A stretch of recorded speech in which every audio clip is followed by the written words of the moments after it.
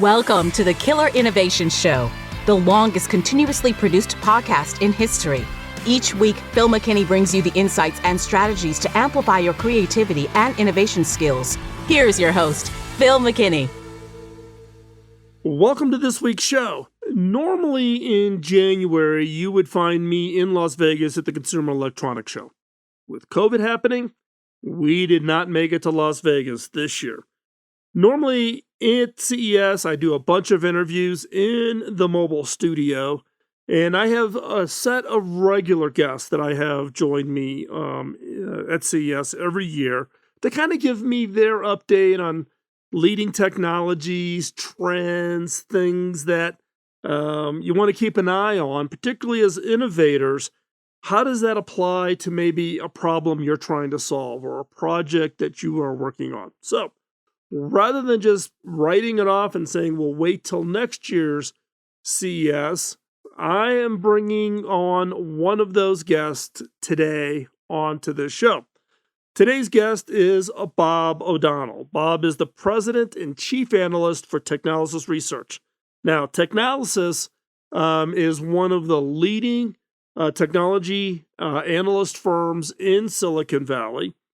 Bob and I have known each other for decades. Earlier in his career, he was at IDC when I was the CTO for Hewlett-Packard. Bob led the team that IDC had that would be predicting sales of things like PCs and printers, which was very key in the consumer electronics industry, which was very important to HP. Now, a little secret, Bob and I actually go back much, much further. It turns out that Bob and I grew up within 2 to 3 blocks of each other on the south side of Chicago. So we actually grew up together. We actually went to grade school and high school together, lost track of each other for 20 years, reconnected in Silicon Valley. So Bob and I are close friends, so I just want to make that clear. You'll hear a reference at the end of today's interview talking about what he refers to as the Glenwood Mafia. But Bob's influence in the technology world is significant. He gets quoted quite regularly on Bloomberg TV and CNBC and Investors Business Daily and the Wall Street Journal.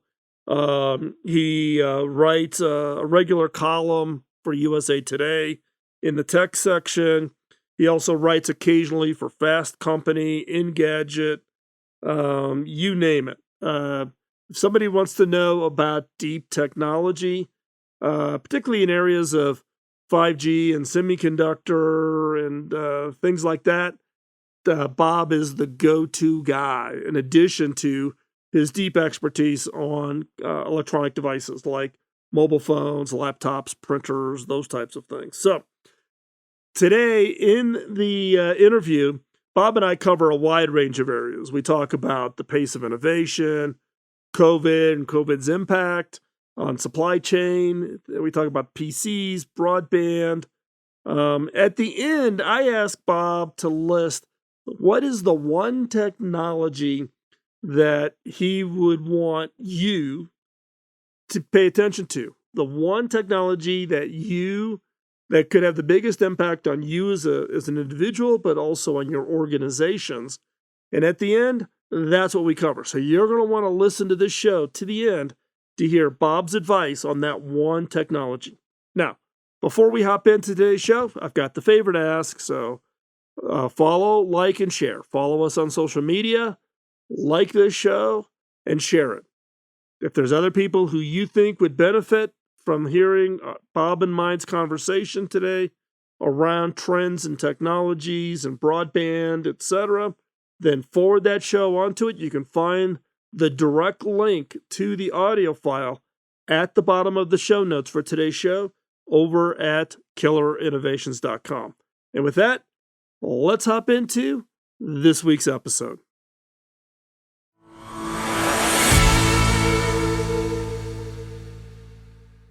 So, Bob, great to see you again, man. This COVID's kept us apart for a lot longer than we've ever been apart from the standpoint of being able to talk over the years. It sure has, Phil, and and it is great to be back again and chatting with you.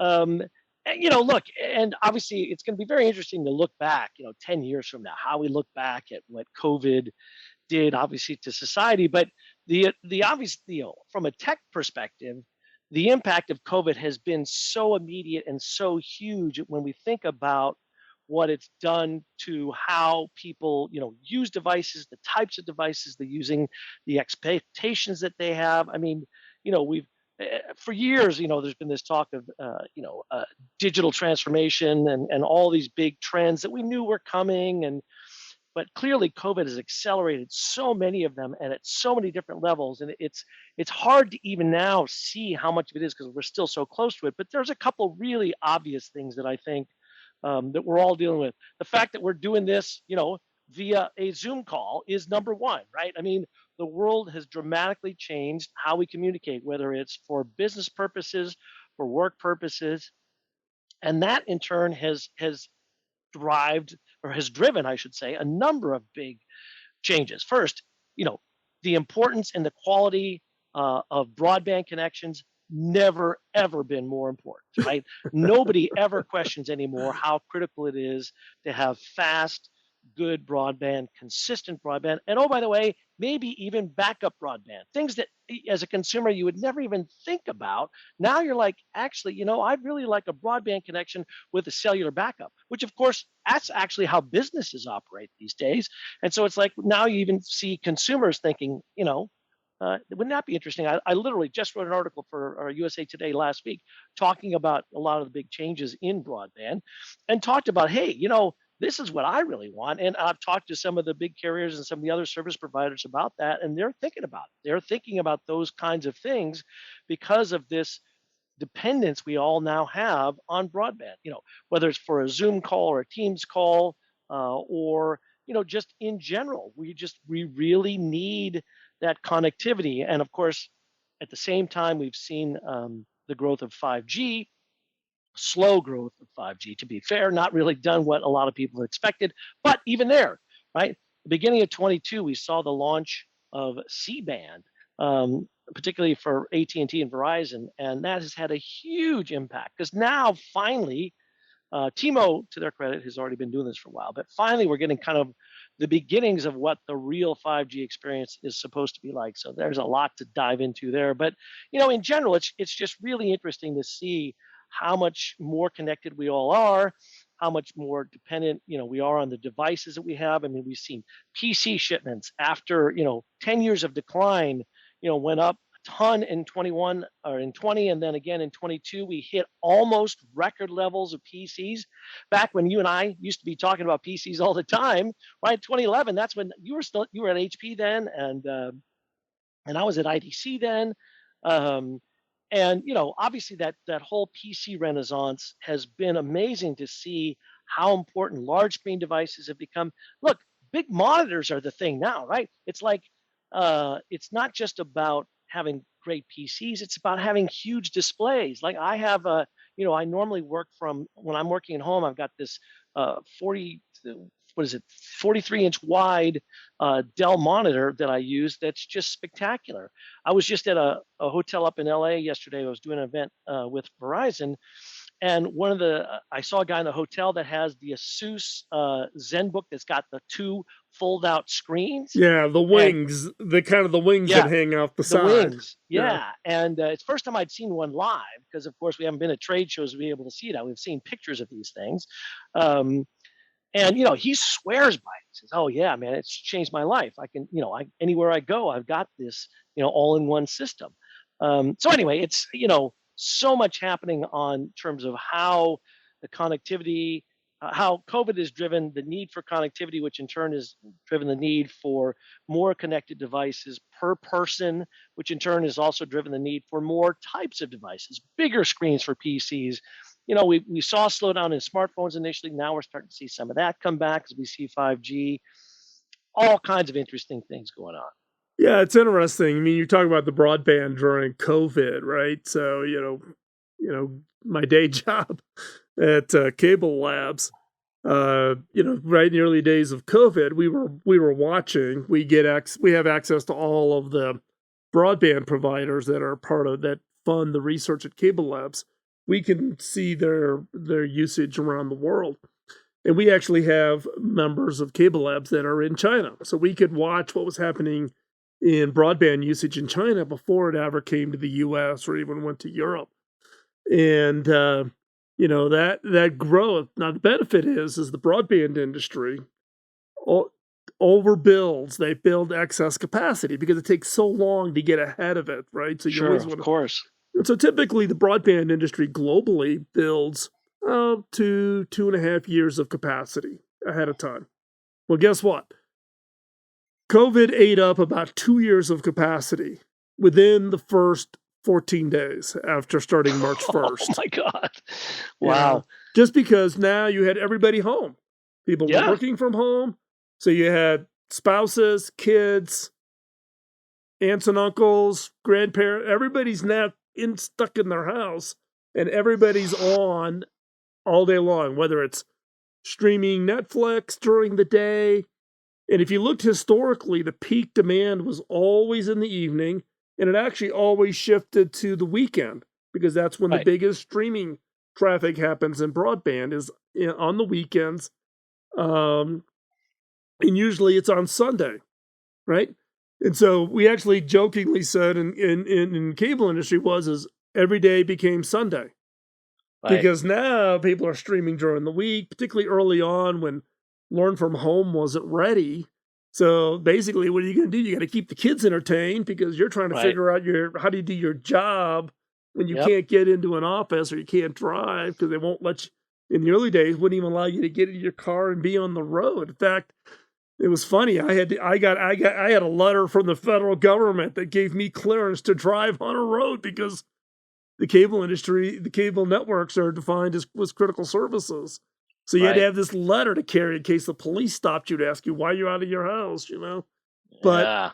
broadband, and I think, the networks did phenomenal. Providers like Zoom, who is a sponsor of this show, so just to be perfectly clear, did a phenomenal job. And I was on the phone with Zoom and WebEx and the Microsoft team, and everybody came together to try to make sure that everything was being provided, but it gave a lot of insight. And I think it's going to have a residual effect. Are people going to go Oh, back into the office? I mean, like you said, I have an HP very large monitor, so yeah. my 40-inch HP monitor on my desk here, I've had it, it's probably got to be 7, 8 years old. I love it. I absolutely love it. And it's actually a bigger monitor than I have on my desk at the office. So I'm actually Right. have a better productivity setup now that I've been working from home. Now you've been a little bit different. You've been working from home for forever. I have, but I used to travel a lot, right? And obviously, I haven't been traveling very much for the last 2 years. Road trips here and there, but not a whole lot of flights. And obviously, there haven't been a whole lot of events or trade shows or anything else to attend. And normally we would do this at CES. I didn't go to CES this year, and a lot of people didn't, obviously. Um, so I have adjusted, and it did give me, for having years of working at home, being an independent analyst, it allowed me to kind of build the situation I need. But then I was always, ready. I had to be ready to go, and I'd go back and forth. But so many people now have moved to that, set up a really strong work from home environment. And it's interesting because it reflects what we're seeing in the PC market. Initially, remember when it first started almost 2 years ago now, the COVID thing, people were scrambling to get like any notebook they could. They're like, just get me something because I have nothing. All I've had at work is a desktop. I can't physically go in and get it, blah, blah, blah. And so people kind of looked for everything they could. PC numbers were going way up. Now we're in this situation where the people who initially bought something to kind of get them through are like, you know what? I'm going to be doing this longer than I thought I would. So now I'm going to invest. And, the other interesting thing we've seen is the biggest sale, the low end PC market has frankly not done well at all. And was a huge initially a ton of Chromebooks for school and things like that. All of that has died off. Now it's all the high-end PCs, the Yeah. well-configured PCs, because people recognize, well, look, I need a good piece of a kit here to be able to do all this stuff. Things like the cameras matter, the quality of the microphones matter, all these things that we used to be kind of like, oh, those are nice to have, we don't really care, are absolutely essential. People buying much more sophisticated webcams, higher quality headsets. Again, large monitors have been, they can't make enough of them. So all this has impacted this. And again, the in all the platforms, between the Zoom, Zoom, excuse me, not so much Skype, although few people still use it, but Teams and Google Meet, Cisco WebEx, all these things. You've got this explosion of these different platforms. Of course, they've all been trying to jockey for position, but in the end, everybody knows, well, I'm going to be using all these things. I do a call on each one of them almost every day, it seems like. So, but that has huge implications for when people do go back to the office. Because remember that back in the office, what a lot of companies left were actually 5-year-old Skype systems sitting in occasional conference rooms. They're going to have to completely replace all of that infrastructure and rebuild this whole thing and enable systems that let me use any one of those platforms. Because even if I'm a in-house Zoom shop or in-house WebEx shop, the rest of the world has made other choices, so I have to be prepared to do that. So I think we're going to see an explosion in installs. And back to your HP days, the Halo systems, right? Those amazing systems that you had early on now have become sort of de rigueur, but they've got to be able to work and interoperate with these other stuff. And that has a huge impact on people who made big investments in some of these rooms, and how do they evolve those? Well, it's interesting because it's almost, early on in COVID, everybody kind of dug their heels in, right? You got to make the room a Zoom meeting because that's what I have, and now it's become kind of this etiquette that says whoever the host is gets to define the platform. Right. And then you adapt to them.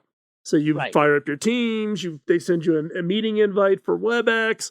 So you kind of have to learn all of these different platforms versus it used to be, we only allow WebEx, or we have to use Teams. We don't allow our employees to log into anything other than Teams. And now it's kind of like everybody's kind of said, okay, whoever's initiating the meeting, whoever's hosting the meeting, they get to define the platform that you have to be used. But it was interesting your point about, stepping up. You looked at, and you still track it, and I still track it. In fact, I call the guys over at HP and remind them I held on to all my retirement shares, so they better do a good job. On keeping the HP share price, going. But it's the higher end. It's the mobile. In the case of the HP parlance, it would be the mobile workstations groups. And like I've got an HP Create, which is an i9 and a laptop form factor, and it's a killer platform. I love it. And I was the first one to get one. HP gave me a loaner for a little bit, and then I had Cable Labs buy one for me. But now everybody at Cable Labs has seen what I've got, and they're all buying the same thing. Because the same, it's no longer where you could come in and you could offload your work or whatever. People are like, I've got to be 100% self-contained for anything that might get thrown at me. Exactly. But it's also interesting, a lot of people overestimate what they need in many cases, right? It's like broadband. What do people buy for broadband at their house? They think, well, I've got Zoom. I need lots of.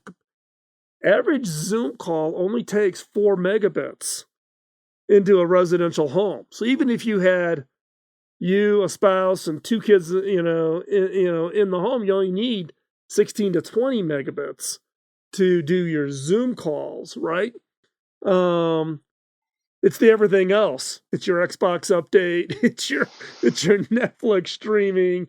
It's Yeah, well, everything. I say It's a 4K everything stream is else. 25 megs, right? And if you've got three people in a house all watching three different things, that's 75 megs right there, Yeah, right? exactly. And oh, by the way, look, we all know there's the theoretical of, oh yeah, I bought a 200 meg system. It's never giving you 200 megs consistently. I don't care what type of of delivery mechanism, whether it's cable or fixed wireless or fiber or whatever, right? These things go up and down, and so you do have to over provision Right. as it and oh, by the way, the other thing is, as I mentioned at the very beginning, I've noticed, my broadband has gone down a couple of times, and there's been a couple of times where I've had to switch to a cellular equipped Yep. PC to keep going. Yep. Luckily, it's never been for more than a day, but when your whole livelihood is dependent upon being able to be connected, there's like a couple of days in a year is a big deal. Yep.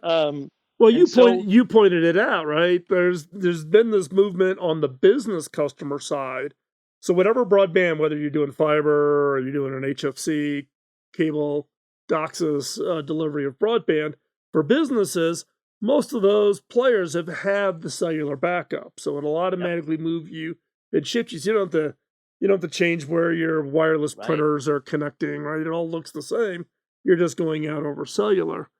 And, now you're starting to see that bleed into the consumer side. More and more consumer, yep, offerings now are offering some form of cellular, or people have figured out, I can, tether to my mobile phone right, and get some, and some basics. And the nice thing is, the Teams, the WebExes, the Zooms of the world have done a really good job of kind of optimizing and auto right. detecting.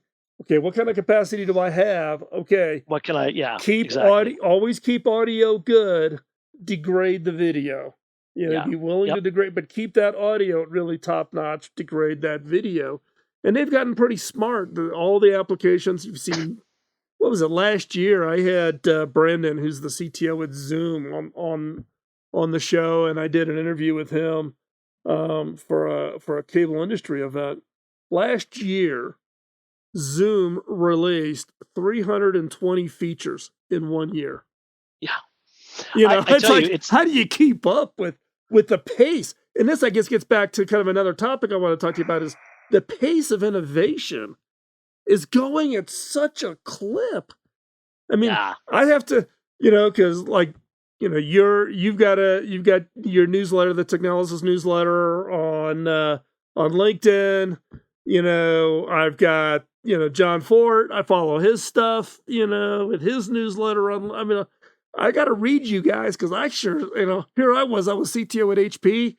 I have no shot of keeping up with every, and each of you guys have kind of carved out your little niche, right? I know right, you've been doing a lot with Verizon on 5G. I'm going to talk about yeah. that.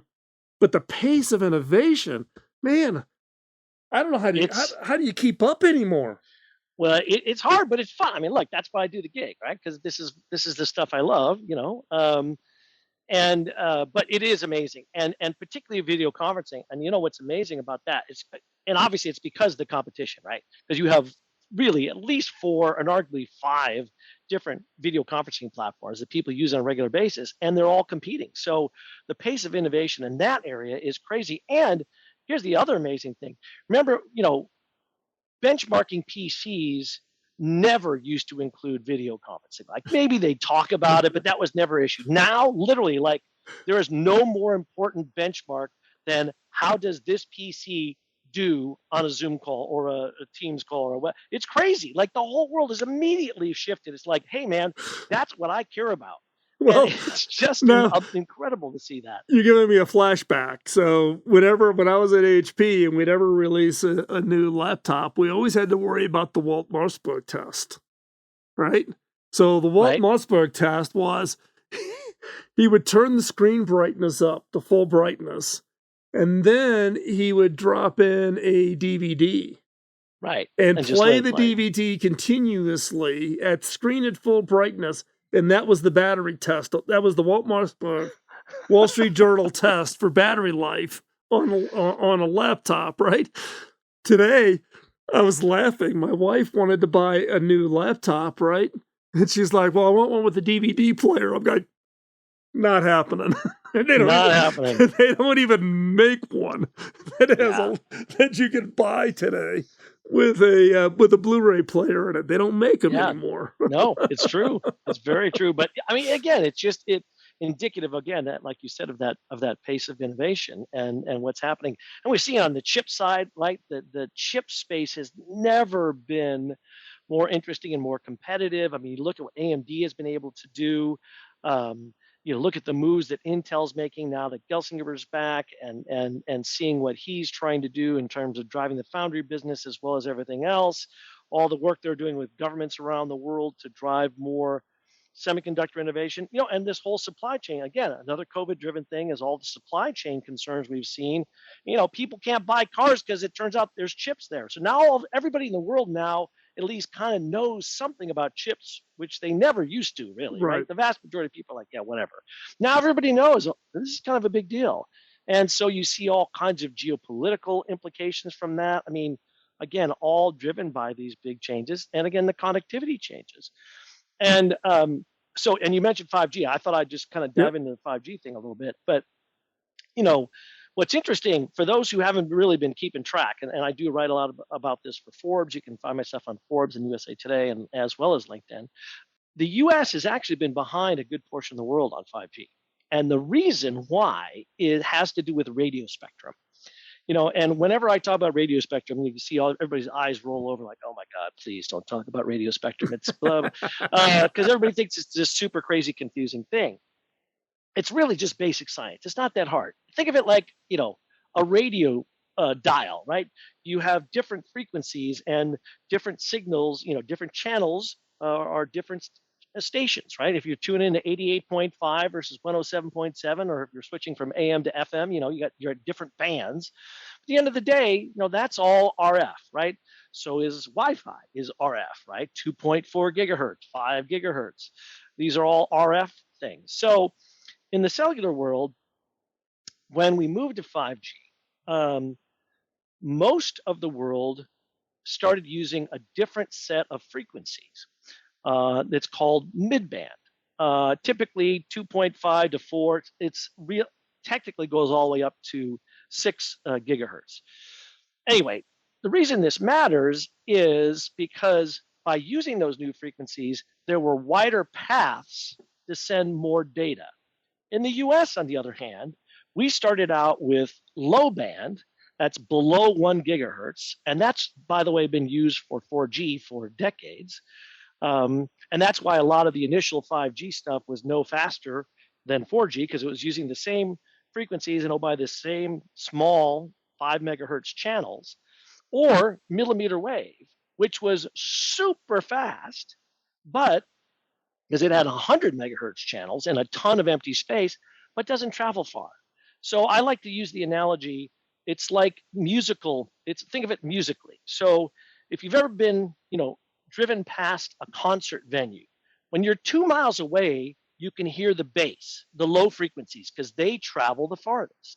As you get closer, as you're passing a stadium or, passing a concert, whatever, all of a sudden you start to hear more higher frequencies. And then when you're right next to it, you can hear the crash of the cymbals and the super high frequencies. That's exactly how to think about, the frequencies being used for cellular, because millimeter wave stuff, super fast, in this case, super high from an audio perspective, but doesn't travel far.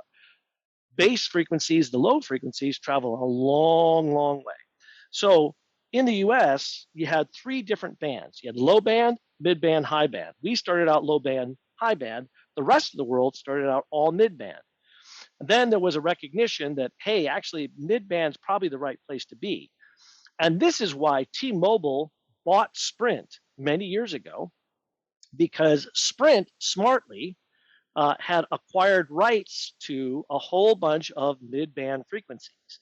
Some of this originally was going to be used for what was that called? It was WiMAX. WiMAX, yes. It was they actually acquired it when Sprint bought Nextel. Right, exactly. Yep. And they were going to use it for WiMAX, which was a ill-fated other wireless technology. But The good news was it was spectrum, was access to this critical spectrum. So T-Mo has been able to build up and use this 2.5 gigahertz spectrum and big chunks of it to build out their network, which is why they right now have had the fastest 5G network in the US for quite some time. AT&T and T-Mobile, or excuse me, AT&T and Verizon, on the other hand, didn't have much of any of that. So that's why they spent literally $80 billion acquiring access to what's called C-band. It's been in the news quite a bit lately. And C-band is roughly 3.7 to almost 4 gigahertz.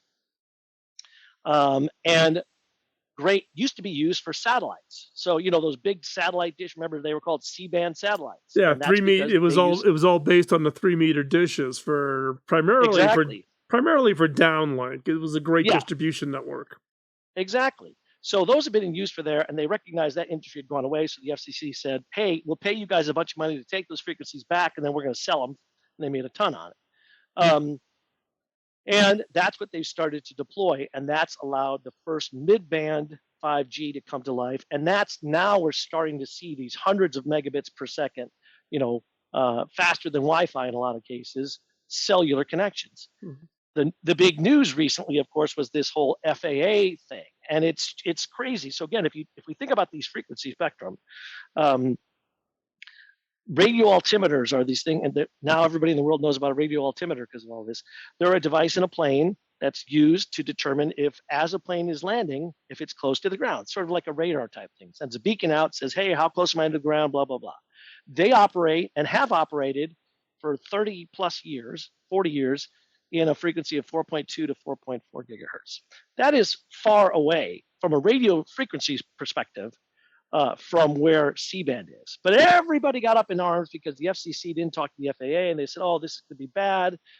Anybody who knows anything about any of this, and I'm not an engineer, I was a great books major, for God's sake, but it's basic science. You filter signals out. It would be like buying a radio where if you tune to 107.7, you actually were still picking up the signals from 88.5. That doesn't happen. Nobody designs that. That's horrific design. But there was some concern that some altimeters, wouldn't be able to, basically filter out the frequencies. That's why there's been this huge hullabaloo. It's completely non-scientific. And of course, we've gone from it being planes falling out of the sky to 90% of planes are now approved. And I guarantee you, within a few weeks, it's going to be 100% of planes are going to be approved to function without problem. But in the meantime, they've lowered the amount of power they're using around airports for all of this. Anyway, it's a long, complicated story. I did do an explainer on USA Today, and I think I did some on Forbes as well. Well, my analogy on it is our modern version of Y2K. Yes, yeah, you're right. That's pretty much what it is. And except, actually, that's a good analogy because everybody knew it was coming. You could have planned for it, and yet a lot of people didn't. Yeah, they didn't plan for it, and a lot of the concern is old planes that never upgraded their avionics. Exactly. They've got 20, 30-year-old avionics, and it's like, oh my gosh, this wasn't considered.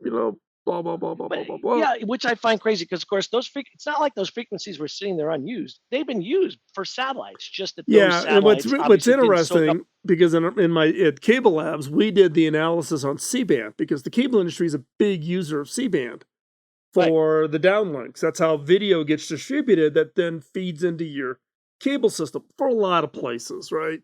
But a lot of the cable operators over the years shifted. They put that in one place. So for some of the cable operators, it happens to be here in Denver. So they take the feeds off the satellite, then they drop it onto the fiber optics, and they distribute it to the rest of the country. Versus you would see these dishes all over the place. You don't see those as much anymore. They are, however, very important in Alaska. That's how video gets distributed to the to the north shore, way up to the north in oil country in Alaska is by these C-band dishes. But it's like they didn't know it was coming. And again, it's about innovation pace, right? Yes. And the fact is, you still had avionics in planes that are 30 years old. Oh, yeah. So you have one rate of innovation, and then you've got this other rate of innovation happening so much faster that then you get these, touch points or, theoretical collisions, right? Where Right. things aren't compatible or they don't work or whatever. And then when you get to the other side, it's kind of like, okay, it was no big deal. Right. It No, well, it all worked exactly. out.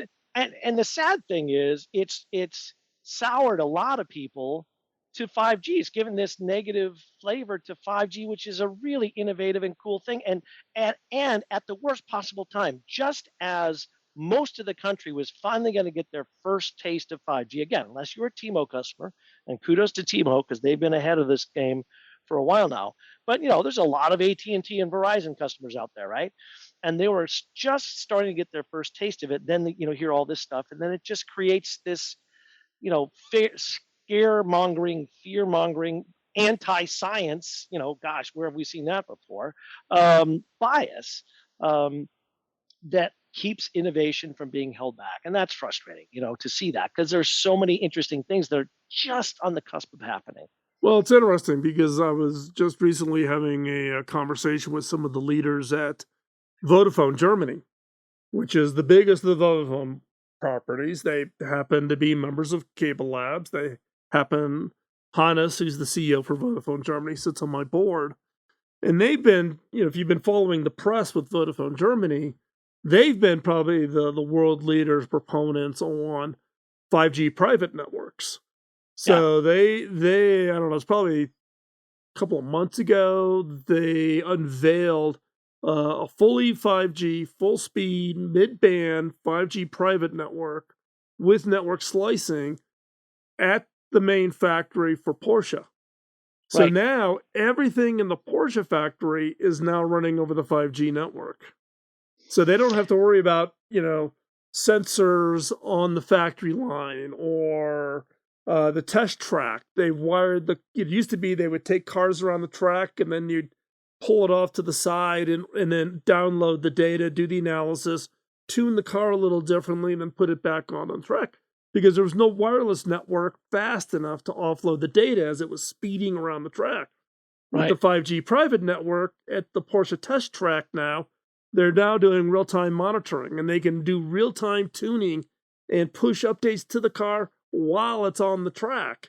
So now they have a whole different level of sophistication because they don't have to have a connection. They don't have to pull something out of a car or stick a USB into some slot in the car to do the updates. It's literally, it takes out any form of artificial latency that's inherent in a lot of networks. Exactly, and that's a great example because, in fact, I'm literally, as we speak, launching a private 5G network study. Part of what I do is for TECHnalysis research is my own research, and I'm literally embarking on that study to dive more into the details of how companies are doing it.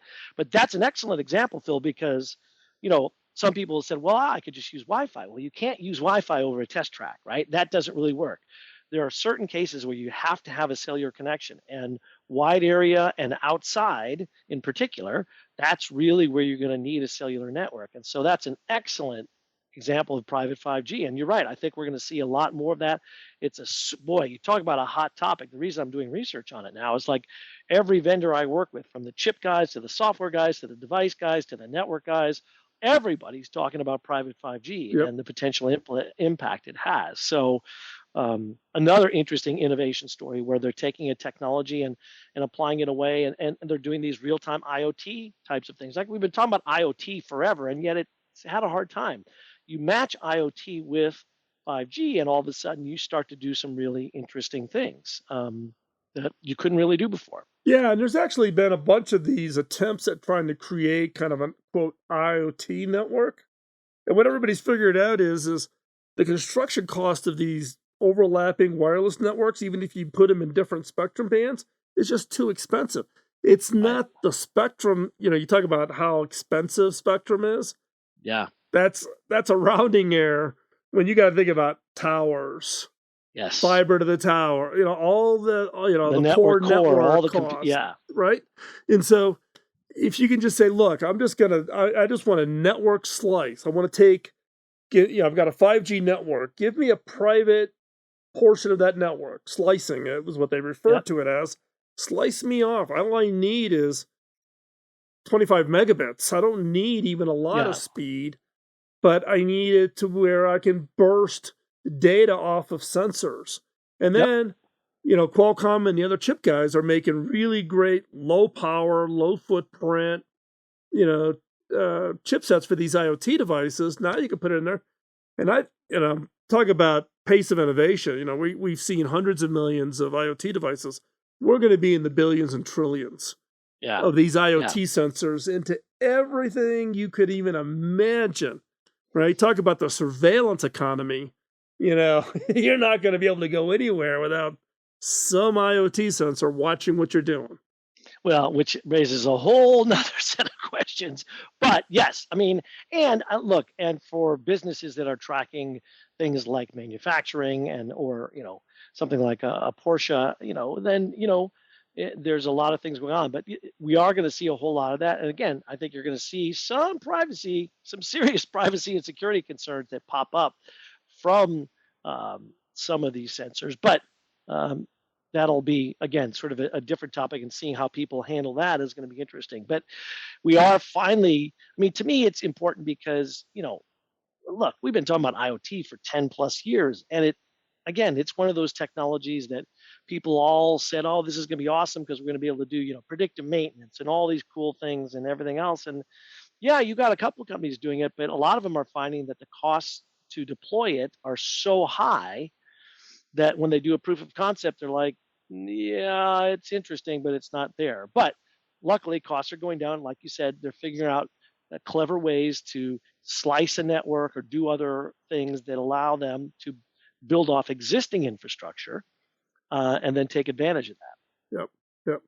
So as we kind of coming to the end here, we're wrapping it up. I've got a question for you that I'm sure my listeners are all keenly interested. What is the one, I don't know what you're going to call it, trend or thing that's coming that you are most excited about? I mean, we've talked about probably a bunch of them here, but if you had to pick one that you think is going to have the biggest impact on people's lives, businesses, what would that be? What would be the one thing that you would tell people, this is the thing you want to keep your eyes on?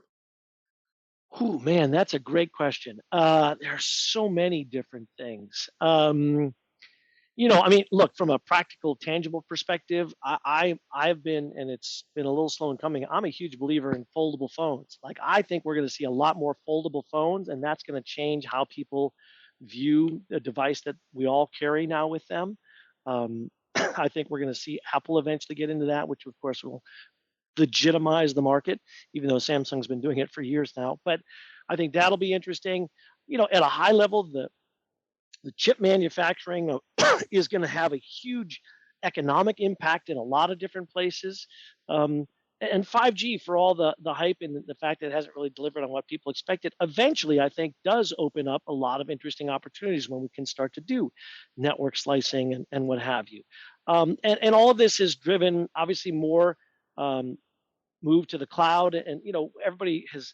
It's easy to presume that the move to cloud computing is essentially over. We're still again in like the second inning of that transition. So I mean, all of those big picture things, move to the cloud, edge computing. I think when you combine the cloud with a 5G network, some of those IoT applications we talked about, I think when we start to add intelligence into the network and there's more compute capability closer to the edge of the network, and by the way, that's still very poorly defined by most organizations, what the edge actually is. But point is, by adding compute into the network, leveraging AI models on that, you start to be able to think about, building new kinds of experiences and services that I think people are going to really enjoy. And it's going to change their lives. But Yep. we're still a few years off. Yep.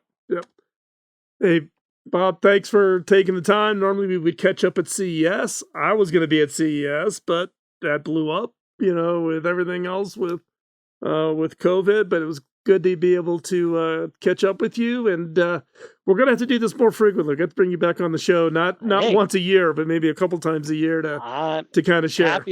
Happy to do it. Always happy to keep the Glenwood Mafia moving forward.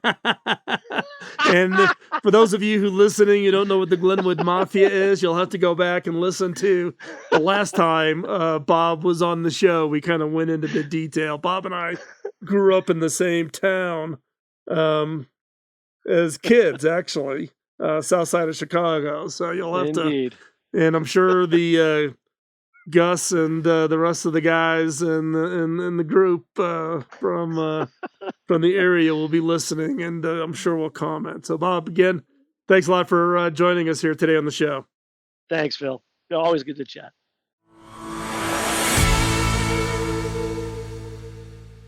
So, what technology did Bob list here at the end of the episode is the one that you are most interested in?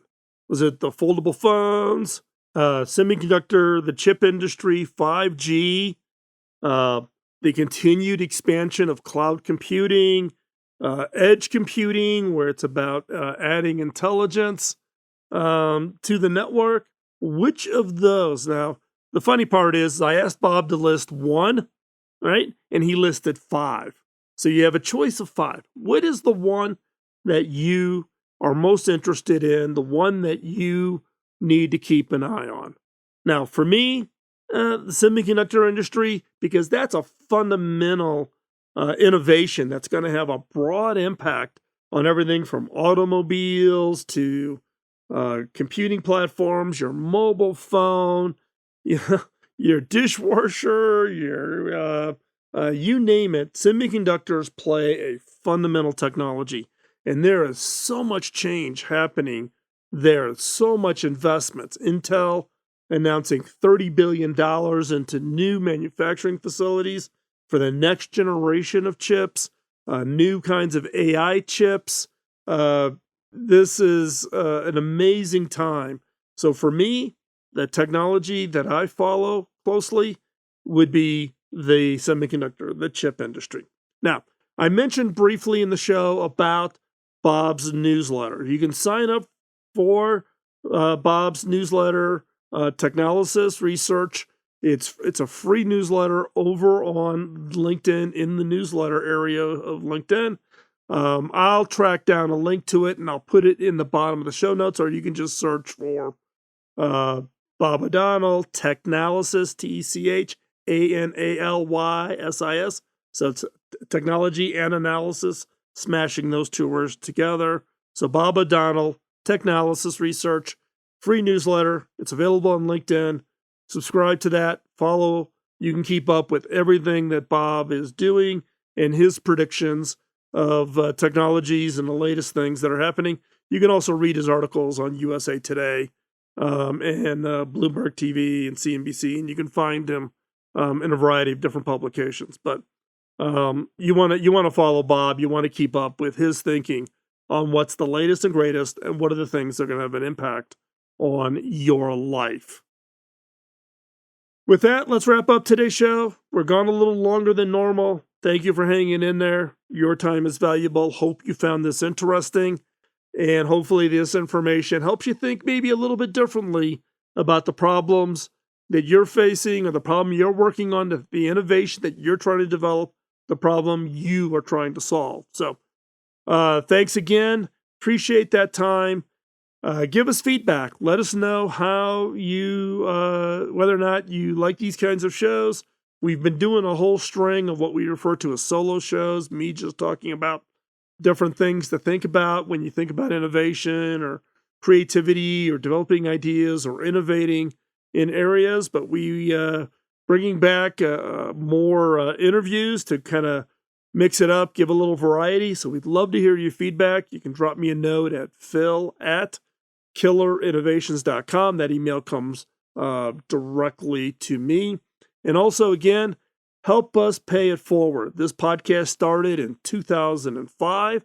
We're coming up on season 18, March 1st, which is happening right around the corner here. That will be the launch of season 18. We are the longest continuously produced podcast in history, and we continually want to innovate the podcast, the content, the structure, the flow, the information, so that it's delivering value to you. So please give us feedback. Let us know how we're doing. what you think we should change, what we should do differently, and how we could actually bring more value to you to make and support your innovation efforts wherever they may take you. With that, thanks again for listening to this day's show. We really appreciate it, and we'll talk to you real soon. Bye-bye. Podcasting nonstop since 2005, this has been the Killer Innovation Show on the Innovators Network.